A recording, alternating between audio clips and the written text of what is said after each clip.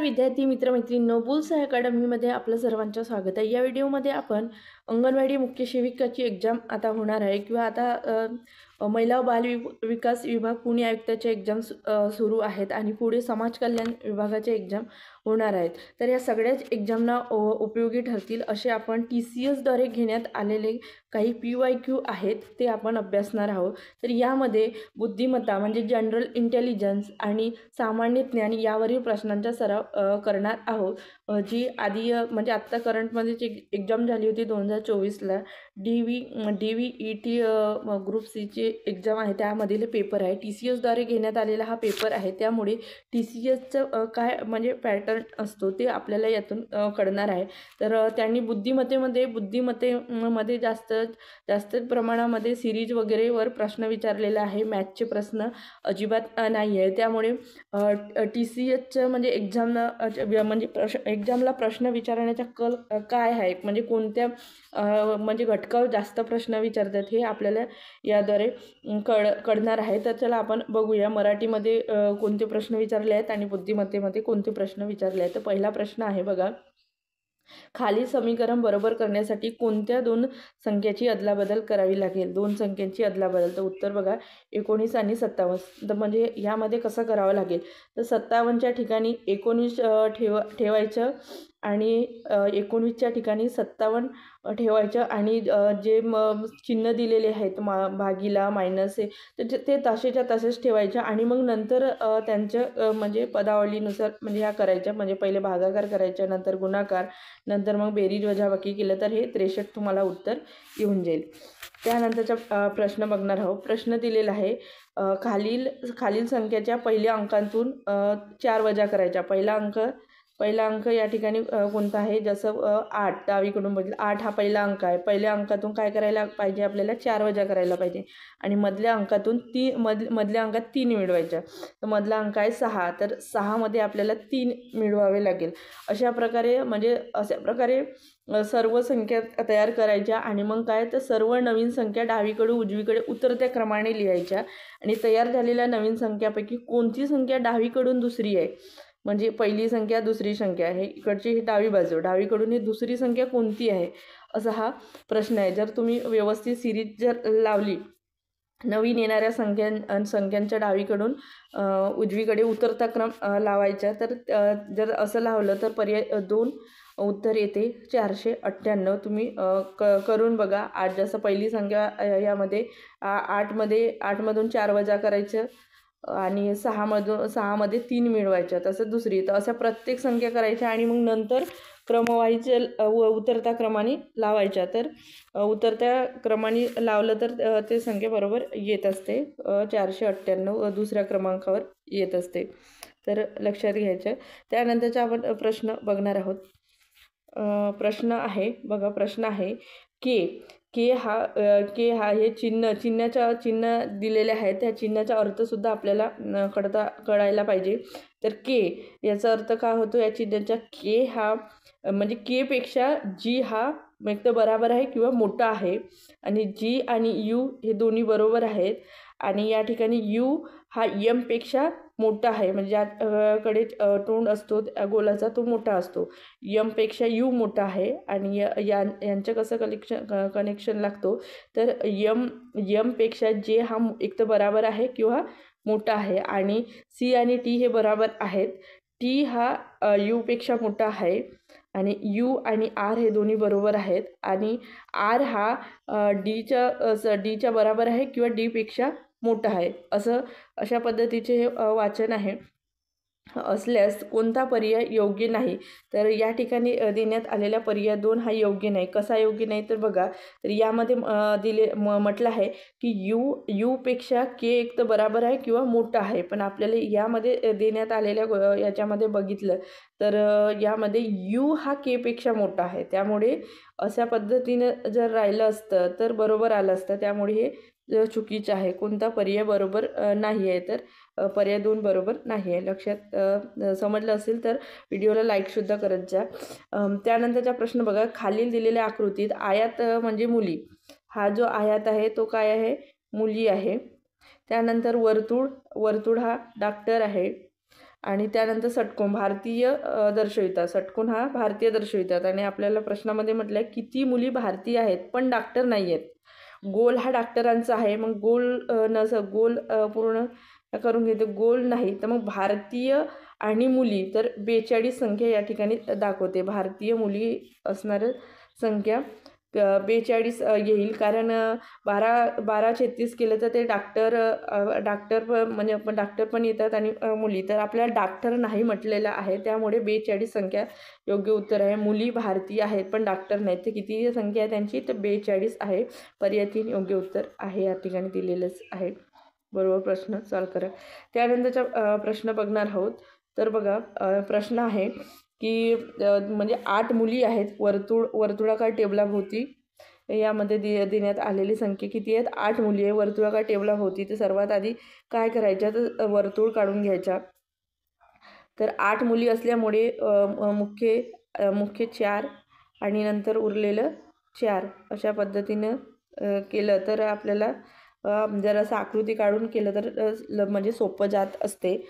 तर आता यामध्ये कशा पद्धतीनं करायचं, तर बघा, तर डब्ल्यू ही टीच्या डावीकडे, डब्ल्यू ही काय आहे, टीच्या डावीकडे तिसऱ्या स्थानी आहे. आणि यू आणि टी यांच्या दरम्यान आर बसलेला आहे. तर आपण यू काय म्हटलं, यू आणि टी यांच्या दरम्यान, यू आणि टीच्या दरम्यान आपण आर बसवून बघूया. यू या ठिकाणी बसवू आणि टी, आणि या ठिकाणी आर, यू आणि टीच्या दरम्यान आर बसलेला आहे. त्यानंतर काय म्हणते, डब्ल्यू ही टीच्या डावीकडे तिसरी आहे. तर टीच्या डावीकडे, तर डावी बाजू कोणती आहे, तर बघा हे म्हणजे इकडची ह्या बाजूची उजवी बाजू, ही डावी बाजू टीची आहे. तर टीच्या डावीकडे तिसरी, तर पहिली, दुसरी, तिसरी, म्हणजे या ठिकाणी येणार, म्हणजे दक्षिण दिशेला या ठिकाणी येणार डब्ल्यू या ठिकाणी दक्षिण दिशेला येणार. त्यानंतर काय विचारलं आहे की क्यू ही टीच्या उजवीकडे चौथी आहे, टीच्या उजवीकडे, म्हणजे या ठिकाणी टी आहे, तर क्यू पहिली, दुसरी, तिसरी, चौथी, म्हणजे या ठिकाणी क्यू येईल, म्हणजे डब्ल्यूच्या जवळ क्यू आहे. त्यानंतर काय म्हटलं आहे की यस ही आरच्या उजवीकडे दुसरी आहे, यस ही आरच्या उजवीकडे, म्हणजे याची उजवी बाजू कोणती, हे, तर या ठिकाणी येणार आहे यस, या ठिकाणी यस येईल. त्यानंतर आहे डब्ल्यू ही एचच्या उजवीकडे दुसरी आहे, डब्ल्यू ही एचच्या उजवीकडे दुसरी आहे, तर बरोबर दुसरी येते, हे दुसऱ्या क्रमांकावर येते डब्ल्यू, दुसरी आहे. आणि पी ही व्हीच्या लगत डावीकडे आहे, तर पी ही व्हीच्या लगत डावीकडे आहे, तर पी या ठिकाणी येईल, पी म्हणजे या ठिकाणी व्ही येईल आणि या ठिकाणी पी येईल, म्हणजे डब्ल्यूच्या जवळ पी येईल आणि इकडं व्ही येईल, तर बरोबर येईल की पी ही व्हीच्या लगत डावीकडे येईल, म्हणजे या ठिकाणी व्ही केलं तर या ठिकाणी पी हे लगेच डावीकडे येईल. आणि मग नंतर आहे की यू ही डब्ल्यूच्या लगत शेजारी बसलेली नाही, बरोबर आहे का, यू डब्ल्यूच्या, बरोबर आहे, यू ह्या इकडे आहे आणि डब्ल्यू इकडे आहे, त्यामुळे नाही. तर मग म्हटलं आहे की डब्ल्यूच्या लगत उजवीकडे कोण आहे, तर डब्ल्यूच्या या ठिकाणी डब्ल्यू आहे आणि या ठिकाणी पी आहे, तर पी हे लगत येते. अशा पद्धतीने हा प्रश्न सॉल्व करायचा होता. त्यानंतरचा प्रश्न आहे, एका सांकेतिक भाषेमध्ये हा जो शब्द दिला आहे TRADESला FWYXZY JI असे आहे, आणि मंडेला इथं दिलेलं आहे STRDFI असे लिहिले, तर PROFIT कसे लिहिले जाईल, अशा पद्धतीचा हा प्रश्न आहे. तर यामध्ये काय म्हणजे कशा पद्धतीनं केलेलं आहे, तर याचं मला तेवढं नाही आहे माहीत, जर तुम्हाला माहीत असेल तर तुम्ही कमेंटमध्ये उत्तर सांगा. पण या प्रश्नाचं उत्तर आहे पर्याय 2 या प्रश्नाचं उत्तर आहे. अल्फाबेट पूर्ण लिहून काढायची, तर योग्य हे होईल. त्यानंतरचा प्रश्न बघूया. त्यानंतरचा प्रश्न आपण बघणार आहोत. प्रश्न आहे, सोमवारी सुरू होऊन रविवारी संपणाऱ्या एका आठवड्यातील वेगवेगळ्या दिवशी हे दिलेलं आहे, वेगवेगळे दिवस दिलेले आहे. KLMNOP ओ आणि यस यापैकी प्रत्येकांची परीक्षा आहे. एलची परीक्षा बुधवारी आहे. तर या प्रश्नामध्ये काय करायचं, तर सर्वात आधी अशी रेषा करायची आणि म्हणजे असं पूर्ण वार लिहून द्यायचं. सोमवार, मंगळवार, बुधवार, गुरुवार, शुक्रवार, शनिवार असं रविवारपर्यंत असं लिहून घ्यायचं आणि त्यानंतर यामध्ये सांगितलेल्या गोष्टी फॉलो करायच्या. एलची परीक्षा बुधवारी आहे, जसं या ठिकाणी बुधवार असेल तर एल लिहून ठेवायचं. त्यानंतर गुरुवारी यमची, तर गुरुवारी यम लिहून ठेवायचं. के आणि एन यांच्या परीक्षेच्या दरम्यान फक्त एका व्यक्तीची परीक्षा आहे. तर त्यानंतर काय होईल, तर काय म्हटलं आहे, के आणि एन, तर या ठिकाणी एन आणि इकडे केच्या दरम्यान एक ठेवायचं. तर त्या ठिकाणी यस येत असते, यस येत असते आणि पीची परीक्षा ओच्या लगतच्या आधीच्या दिवशी. तर तर इकडे ओ आणि यल येते, तर त्या दिवशी होईल. अशा पद्धतीने जर सिक्वेन्स वाईज लावलं आपण, या ठिकाणी देण्यात आलेल्या सूचना जर आपण फॉलो केलं, असं एक रेषा करायची, इकडे वार लिहायचे आणि कोणत्या दिवशी कोणाची एक्झाम किंवा कोणत्या किती मदत आहे हे जर लिहिलं तर बरोबर येते. आणि यम नंतर कोणाची परीक्षा नाही हे लक्षात ठेवायचं. कोणत्या दिवशी ओची परीक्षा आहे, तर मंगळवारी ओची परीक्षा येत असते. तुम्ही अशा पद्धतीने मांडून बघा, त्यामध्ये उत्तर निघून जाईल तुमचं.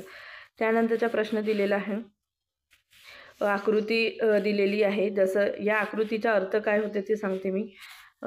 आकृती आहे, तर बघा, ही जी पहिली आकृती आहे, पहिल्या आकृतीच्या दुसऱ्या आकृतीशी ज्या पद्धतीने संबंध आहे, ज्या पद्धतीने मांडणी केलेली आहे, त्याच पद्धतीने तिसरी आकृतीचा संबंध चौथ्या आकृतीशी आहे. अशा पद्धतीने हा प्रश्न सॉल्व्ह होणार आहे. जसं पहिली आकृती बघितली तर पहिल्या याच्यामध्ये कसं, तर हे जे @ आहे हे कुठं आलं आहे, इथं आलेलं आहे. त्याप्रमाणे या ठिकाणी जो बरोबर चिन्ह आहे तो कुठं येईल, तर या ठिकाणी येईल. त्याचप्रमाणे या ठिकाणी असलेला जो पर्सेंटेज आहे तो कुठं आलेला आहे, तर इथं आलेला आहे. त्यामुळे हा असणारा प्लस कुठं येईल, तर इथं येईल. तर या आकृतीमध्ये असणारा प्लस कुठं आलेला आहे, तर या आकृतीमध्ये असणारा प्लस हा 1 2 घर पुढे गेलेला आहे, म्हणजे इथं आलेला आहे. तर त्याचप्रमाणे यामध्ये असणारा जो हॅशटॅग आहे तो कुठं येईल, इथं येईल. 2 घर पुढे जाईल, हॅशटॅग इथं येईल. त्यानंतर या ठिकाणी मधात असणारा जो बरोबर चिन्ह आहे तो कुठं आलेला आहे, तर इथं आलेला आहे. त्यामुळे या ठिकाणी असणारा म्हणजे पर्सेंटेज आहे तो या ठिकाणी येईल. आणि आता उरलेला काय, हा या ठिकाणी असणारा हॅशटॅग हा मधात गेलेला आहे, त्यामुळे या ठिकाणी असणारा @ हे मधात येईल. तर बघा, ते तशाच पद्धतीनं आकृती आली का, तर यस तशाच पद्धतीने आकृती आली. आपण ज्या पद्धतीने इथं काढलं होतं त्याच पद्धतीने, तर असाच पद्धतीचा संबंध आहे. पहिली आकृती जशी पहिली आकृतीमध्ये जो काही बदल करायचा तो दुसऱ्या आकृतीत दिसतो आणि तिसऱ्या आकृतीचा बदल चौथ्या आकृतीत दिसेल. त्यामुळे पर्याय 2 योग्य उत्तर आहे, लक्षात ठेवायचं. त्यानंतरचा प्रश्न आहे, प्रश्न बघा 9व्या क्रमांकाचा. तर ABCDEFG 7 व्यक्ती उत्तरेकडे तोंड करून एका सरळ रेषेत उभे आहेत, उत्तरे बसलेले आहेत. तर सर्वात आधी काय करायची, तर उत्तरेकडे तोंड असणारी एक अशी रेषा करायची. असं म्हणजे सगळेजण उत्तरेकडे तोंड करून बसलेले आहेत. तर यामध्ये ज्या पद्धतीने सूचना देण्यात आलेल्या आहेत ते त्या फॉलो करायच्या. काय म्हणते, सी आणि ई यांच्या दरम्यान फक्त 2 व्यक्ती आहेत. तर या ठिकाणी कुठेतरी सी आणि ई लिहायचं. ई याच्या दरम्यान 2 व्यक्ती बसलेले आहेत. 2 व्यक्ती, सकाळ असल्यामुळे बरोबर लिहिल्या जात नाही माझ्या हाताने. सी आणि ई यांच्या दरम्यान 2 व्यक्ती बसलेले आहेत. त्यानंतर काय म्हटलं, सी आणि ई यांच्या दरम्यान 2 व्यक्ती बसलेले आहेत. त्यानंतर जी हा एका टोकाला बसलेला आहे. जी हा कसा बसला आहे, एका टोकाला बसलेला आहे, म्हणजे इथं बसलेला आहे. बी आणि डीच्या डावीकडे, बी हा डीच्या डावीकडे दुसरा आहे. तर या ठिकाणी जर डी लिहिला तर या ठिकाणी बी दुसरा येईल, म्हणजे ईच्या नंतर बी येईल. आणि त्यानंतर आहे की एफ हा येच्या डावीकडे दुसरा आहे. एफ हा कोणाच्या, येच्या. एफ हा या ठिकाणी जर एफ लिहिलं तर येच्या डावीकडे दुसरा येईल, म्हणजे सीच्या ह्या म्हणजे सीच्या लगत डावीकडे येईल. त्यानंतर एफ आणि डी यांच्या दरम्यान 3 व्यक्ती आहे. एफ आणि या ठिकाणी असणारा डी यांच्या दरम्यान किती व्यक्ती आहेत? 3 पेक्षा अधिक व्यक्ती बसलेले आहेत. दरम्यान 3 पेक्षा अधिक व्यक्ती म्हणजे 4 बसलेले, किती व्यक्ती बसलेले? 1 2 3 1 2 3 4 5 एफ आणि डी. एफ आणि डीच्या दरम्यान 4 व्यक्ती आहेत बसलेले. त्यानंतर जी हा डीच्या लगत उजवीकडे आहे. जी हा बरोबर आहे, हा डी आणि जी लगत बसलेले आहेत. एफ हा ईच्या लगत शेजारी बसलेला नाही. बरोबर आहे, एफ हा ईच्या लगत बसलेला नाही आहे, कारण ई इथं आहे. तर खालीपैकी कोणते विधान योग्य आहे? तर ई हा एफच्या उजवीकडे चौथा आहे. बरोबर आहे, ई हा या ठिकाणी एफ आहे सगळ्यात शेवटी, एफ इकडे. तर ई हा काय आहे? तर एफच्या उजवीकडे चौथा क्रमांकावर बसलेला आहे. अशा पद्धतीने तुम्ही सिरीज लावा, म्हणजे तुम्हाला लक्षात येईल. इथं व्यवस्थित लिहिता येत नाही हाताने मला. त्यानंतरचा प्रश्न बघा. विजया तिच्या घरापासून चालायला सुरुवात करते. कोण? विजया. विजया तिच्या घरापासून चालायला सुरुवात करते आणि पश्चिमेकडे 85 मीटर जाते. तर हिचं घर या ठिकाणी असणार पूर्वेकडे. तर पश्चिमेकडे किती जाते? 85 किमी जाते. मग ती डावीकडे वळते. डावी बाजू कोणती? ही डावी बाजू, कारण या ठिकाणी ते पश्चिमेकडे जाते, डावीकडे वळते आणि किती? 50 मीटर जाते, 50 मीटर चालते. नंतर ती उजवीकडे वळते. तर तिची उजवी बाजू कोणती आहे? तर उजवी बाजू ही येईल. तर 34 किमी जाते. नंतर ती कुठं उजवीकडे वळते आणि नंतर ती 50 किमी चालते, म्हणजे 50 किमी चालते, म्हणजे हे 50 इकडचे हे 50 आणि मग नंतर आता उजवीकडे वळून आणि ते 45 किमी जाते. 45 किमी जाते आणि तिथं म्हणजे चालत बँकेत पोचते. म्हणजे या ठिकाणी बँक आहे कुठंतरी. तर विजयाच्या घरापासून बँकेचे अंतर किती? म्हणजे हा घर आणि ही बँक यामधील अंतर किती? तर हे काढण्यासाठी आपल्याला काय करावं लागणार आहे? तर 45 मिनिट म्हणजे हा जो अंतर आहे, हा जो अंतर आहे तो किती आहे? तर तो 34 मीटरचा आहे. 34 मीटरचा आहे. त्यामुळे काय करायचं? आणि हे या ठिकाणी आले 45. तर 45मधून आपण 34 मायनस केलं तर उरतात 11. किती उरतात? तर 11 उरतात. तर एकूण आणि हा जो एकूण अंतर होता, म्हणजे इथपर्यंतचा अंतर होता जो 85 होता. 85मधून जर 11 मायनस केलं तर 74 उत्तर येते. तर त्यामुळे 74 किलोमीटर पश्चिमेला बँक आहे. तिच्या घरापासून 74 मीटरला पश्चिमेकडे 74 मीटरला काय आहे? बँक आहे. तर त्यामुळे पर्याय 1 उत्तर येईल. त्यानंतरचा प्रश्न बघा. के, एल, एम, एन, ओ आणि पी 6 व्यक्ती उत्तरेकडे तोंड करून उभे आहेत. तर एका सरळ रेषेमध्ये बसलेले आहेत. हे व्यक्ती. म्हणजे 2 प्रश्न झाला. एक प्रश्न आधी होता, आता एक दुसरा प्रश्न आहे. असं एक सरळ रेषा काढायची, उत्तरेकडे तोंड करून बसले. के आणि एमच्या लगत डावीकडे. के हा एमच्या लगत डावीकडे, म्हणजे या ठिकाणी जर एम असेल तर लगेच डावीकडे के हा लगेच डावीकडे बसलेला आहे. यल हा एनच्या डावीकडे दुसऱ्या स्थानावर आहे. यल हा काय आहे? या ठिकाणी यल हा एनच्या डावीकडे दुसऱ्या स्थानावर. जर या ठिकाणी एन असेल तर डावी बाजू ही, तर हे दुसऱ्या स्थानावर यल बसलेला आहे. एन हा पीच्या उजवीकडे 3ऱ्या स्थानावर आहे. एन हा पी, म्हणजे या ठिकाणी येईल पी, म्हणजे या ठिकाणी पी येईल तरी तेव्हा हा 3ऱ्या स्थानावर एन दिसेल. 1 2 आणि 3 3ऱ्या स्थानावर एन दिसतो. बरोबर. तर एम हा एम हा ओच्या उजवीकडे 3ऱ्या स्थानावर आहे. तर या ठिकाणी एम आहे तर उजवीकडे, तर या ठिकाणी येईल ओ. पहिला स्थान, दुसरा स्थान, तिसऱ्या स्थानावर यम, बरोबर. तर यलच्या लगत उजवीकडे कोण बसलेला आहे? तर यलच्या उजवीकडे लगत कोण बसलेला आहे? ओ बसलेला आहे. हा बघा, ओ. पर्याय 3 योग्य उत्तर या दिलेले आहे ते बरोबर आहे. अशा पद्धतीने मांडणी करायची म्हणजे उत्तर येत असते. त्यानंतरचा प्रश्न बघणार आहोत.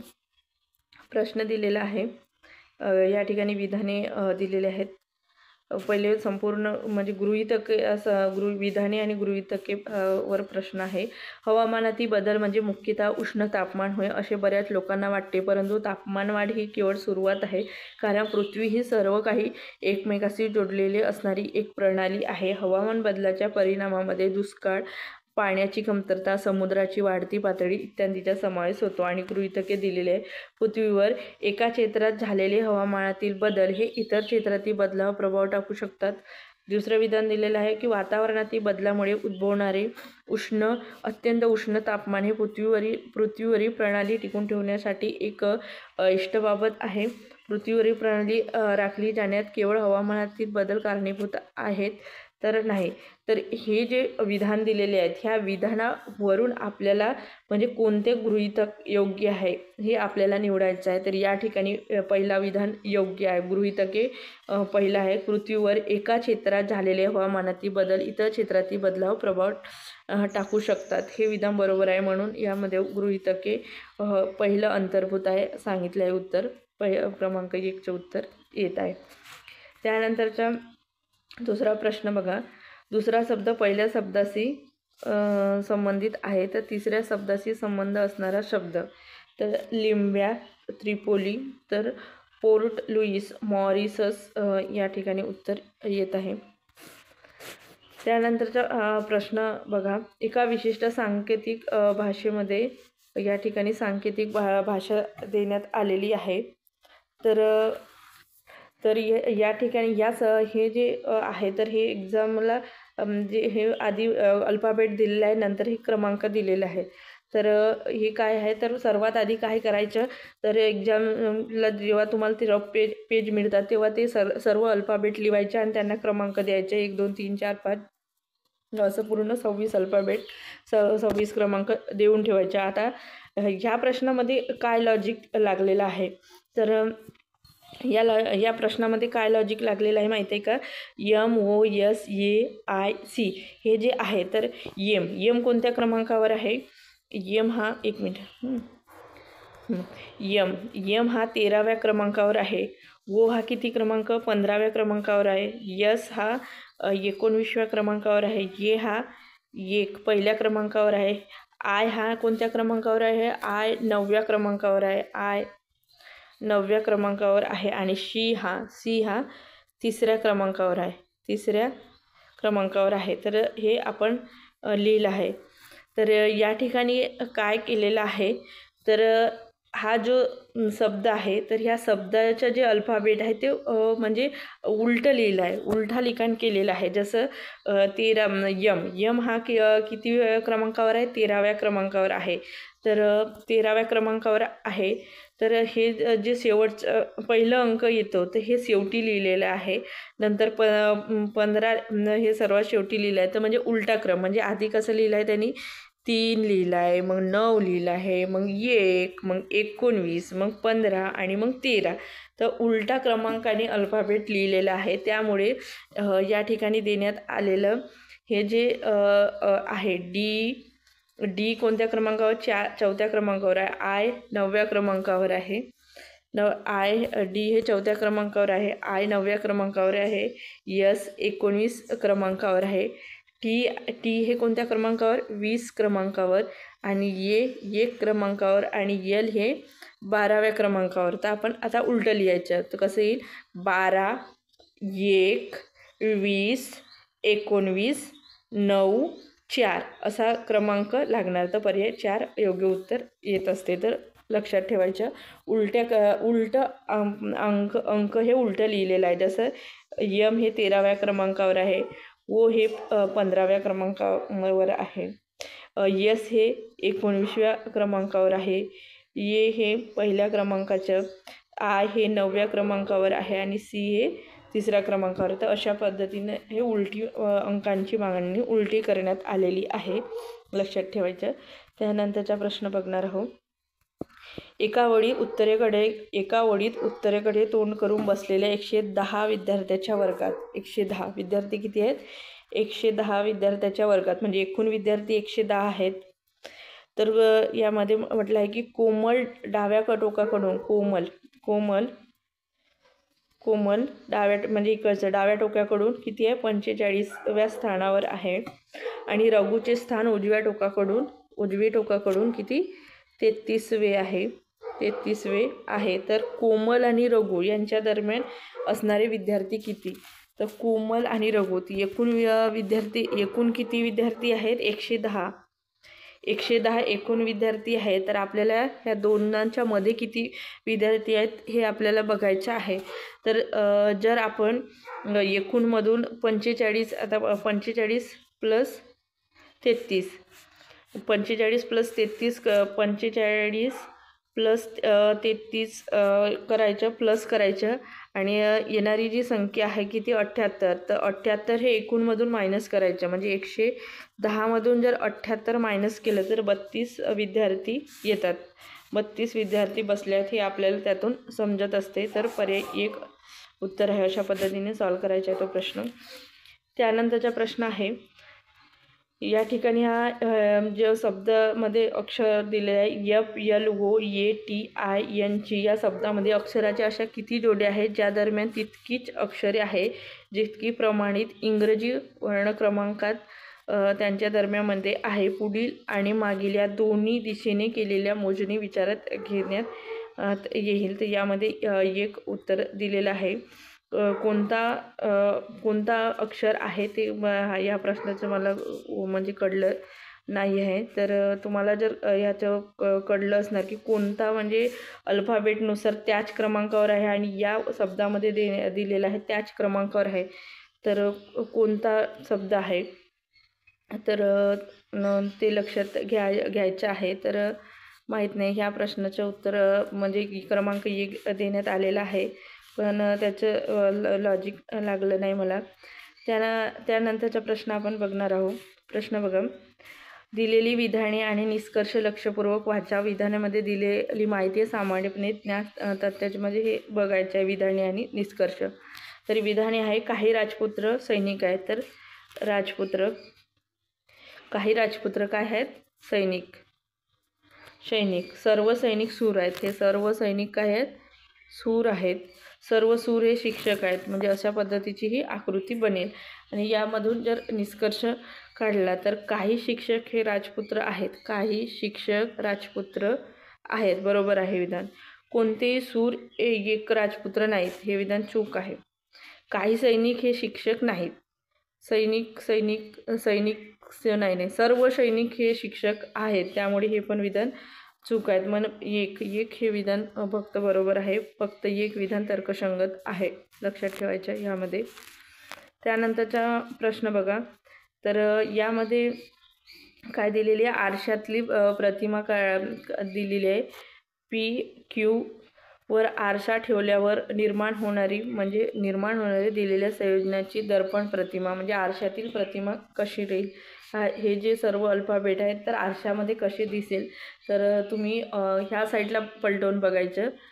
आपल्या उजव्या साईडला जर सगळे अल्फाबेट पलटवून बघितलं तर आकृती अशा पद्धतीने दिसेल. पहिला क्रमांक 1. जर पाण्यातली आकृती म्हटलं तर अशा पद्धतीची असली तर ते खालती पलटवून बघायची, ते पाण्यातली आकृती होईल.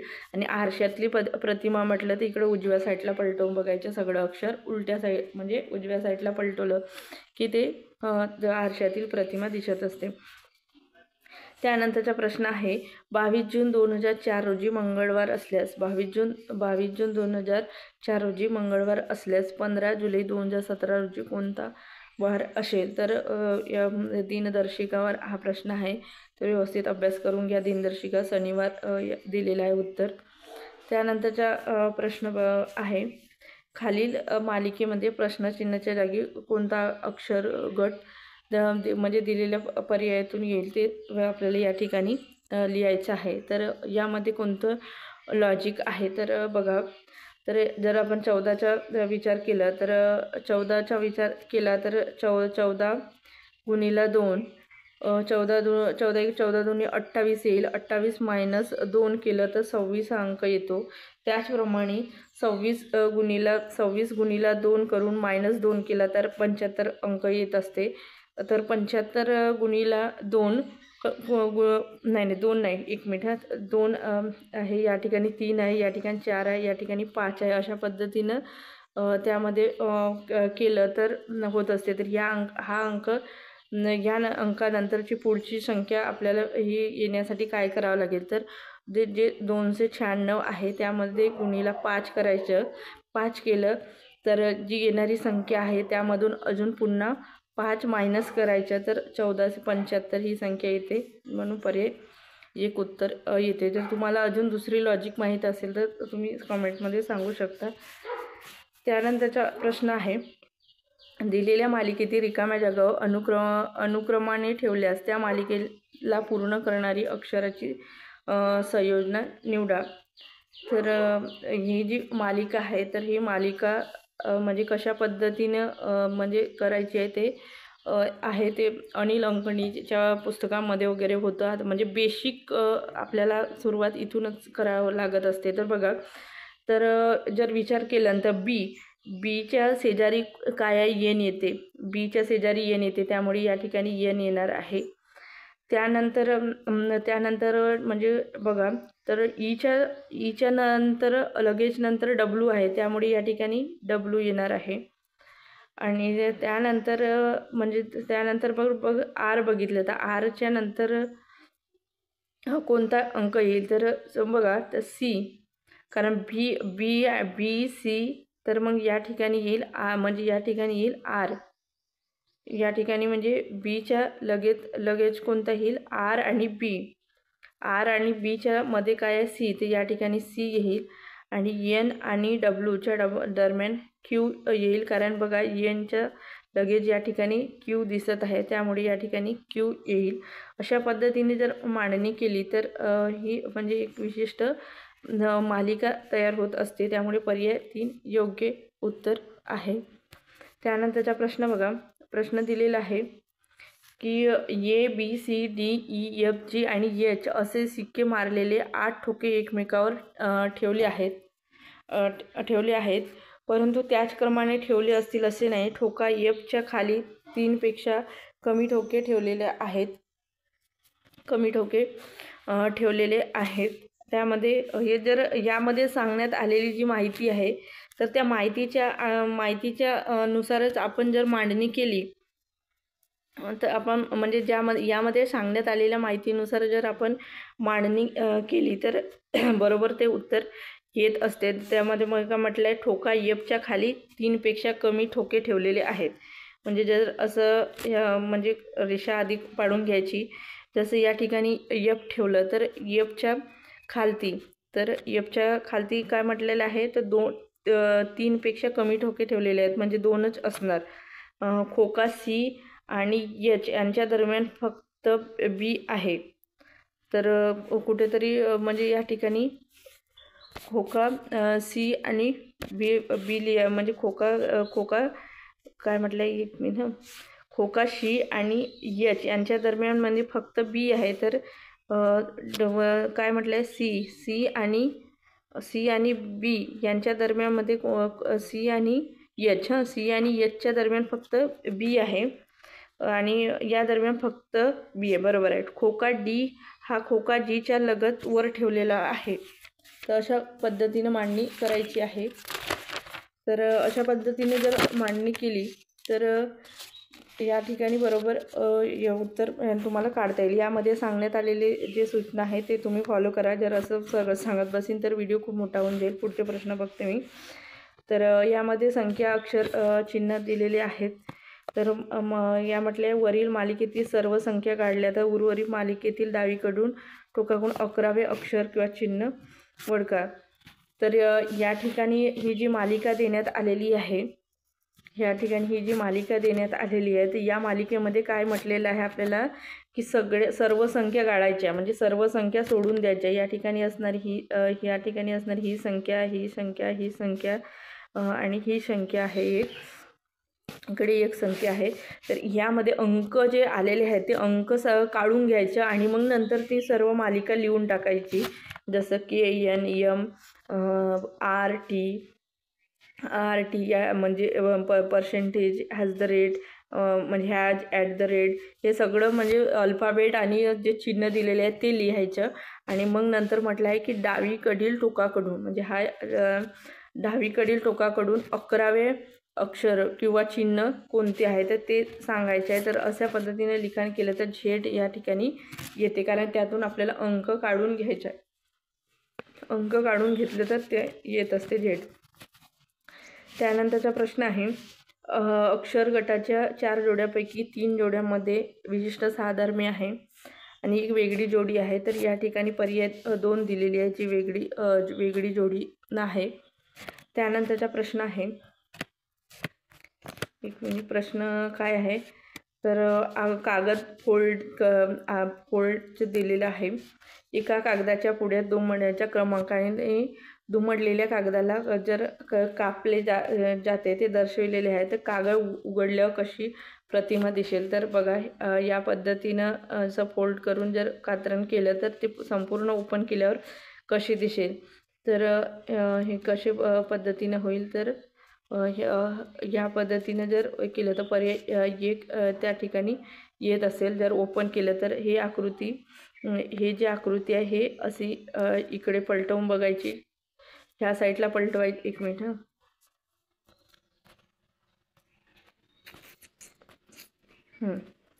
तर ही जी आकृती आहे तर हे ह्या साईडला पलटवून बघायची, ह्या साईडला पलटवायची आणि इथं असणारी जी आकृती आहे तर हे अशी पलटायची. तर बरोबर हे आकृती येताना दिसेल. तर अशी फोल्ड आकृती पलटवली तर ते उत्तर येत असते. तर अशा पद्धतीने बुद्धिमत्तेचे हे 25 प्रश्न आपण या व्हिडिओमध्ये बघितलं आहे. आता आपण मराठीचे प्रश्न बघून घेऊया, पटापट होऊन जातील, तेवढं काही नाही, यामध्ये काही समजून सांगायचे नाही आहे.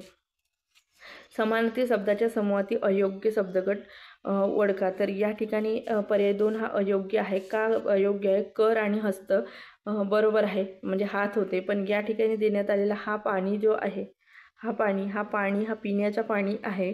जर या ठिकाणी नी अशा पद्धतीने असला तर पाणी हा हात झालेला असता. त्यामुळे हे विधान म्हणजे हा शब्दगट चुकीचा आहे समानार्थी शब्दाच्यात. मग या ठिकाणी देण्यात आलेले 3 जे शब्दगट आहेत ते बरोबर आहेत समानार्थी. शस्त्र, हत्यार, आयुध, छय, नाश, रास, शिवार, शेतमळा हे समानार्थी शब्द आहेत. हे तिन्ही एकमेकाचे लक्षात ठेवायचे.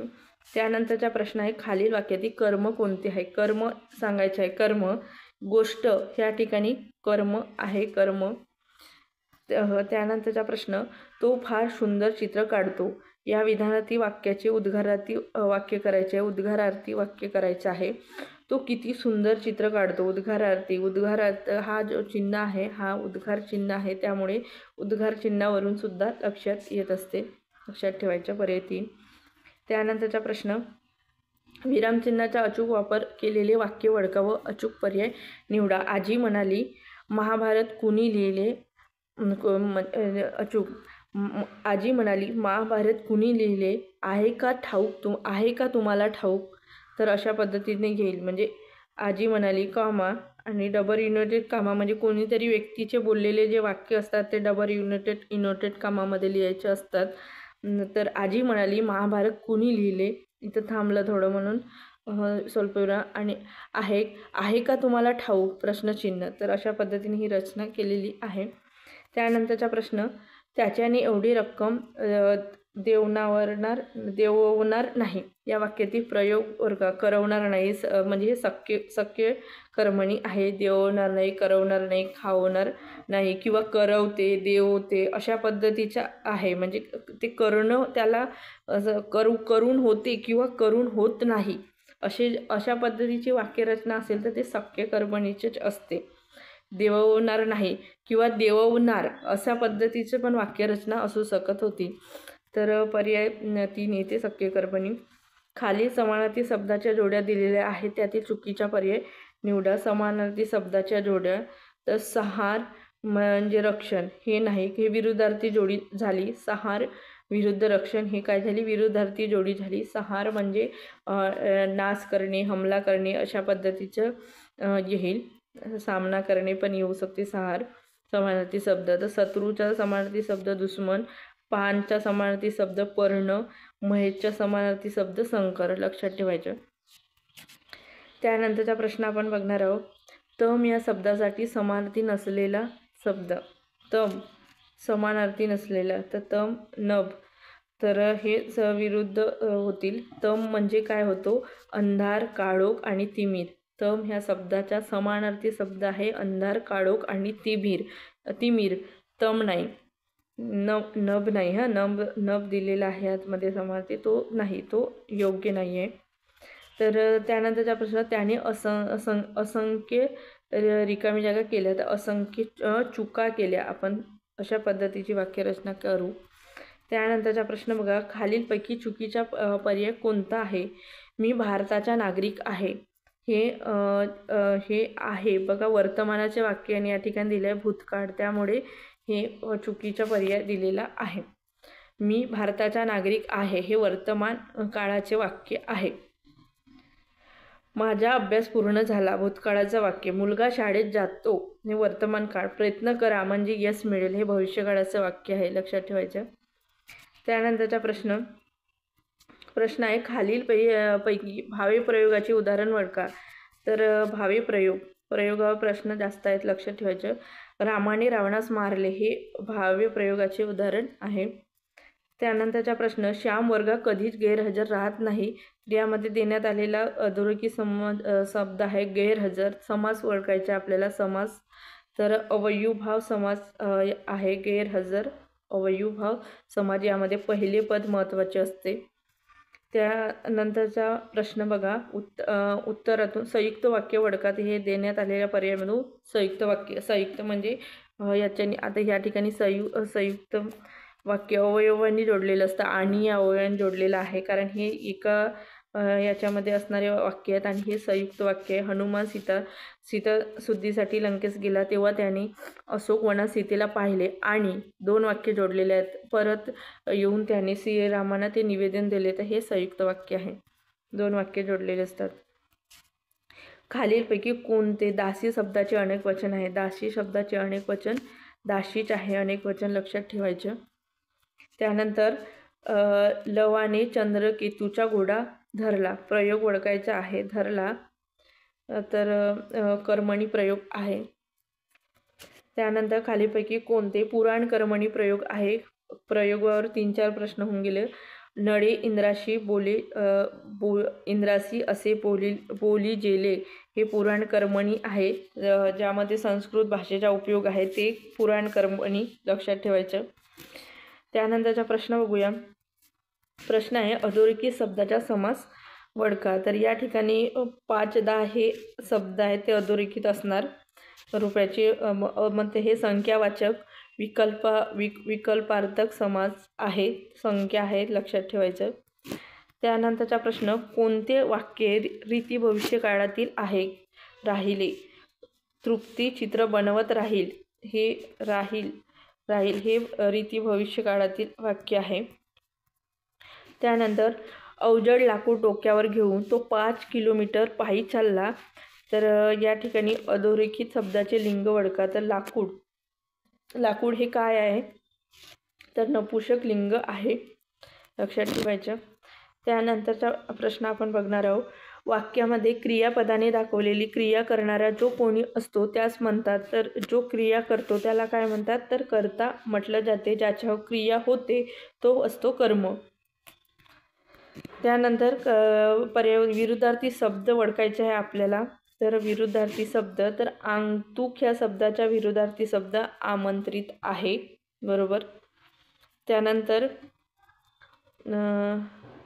त्यानंतरचा प्रश्न बघणार आहोत.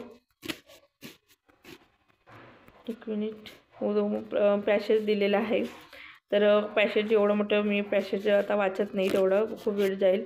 सयाजीराव गायकवाड यांच्या कार्यकाळामध्ये भारतावर कोणाची सत्ता होती? इंग्रज दिलेला आहे उतार्यानुसार.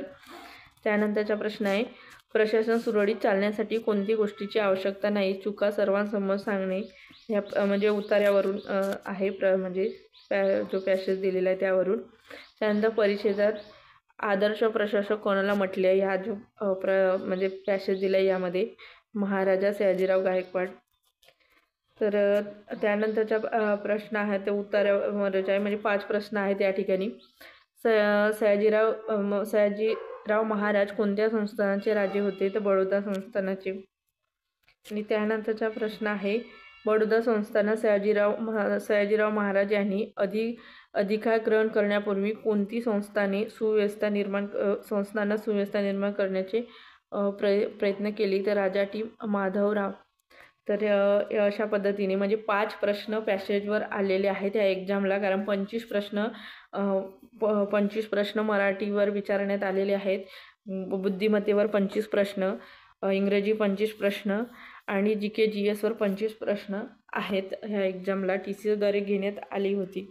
तर ह्या प्रश्नाचा सराव केला तर आपल्याला इतर TCSद्वारे होणाऱ्या इतर एक्झामला आपल्याला हे प्रश्न उपयोगी ठरणार आहेत. त्यामुळे मी घेतलेले आहे. चॅनलला बुल्सआय अकॅडमी हे यूट्यूब चॅनलला जर तुम्ही नवीन असाल तर चॅनलला सबस्क्राईब करून घ्या आणि तुमच्या मित्रमैत्रिणीपर्यंत शेअर करा.